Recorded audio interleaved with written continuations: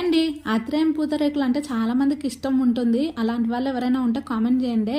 ఇంకా ప్రతి ఒక్కరి ఇంట్లో పూతరేకులు చేయడం చాలా కష్టం అండి బాబు.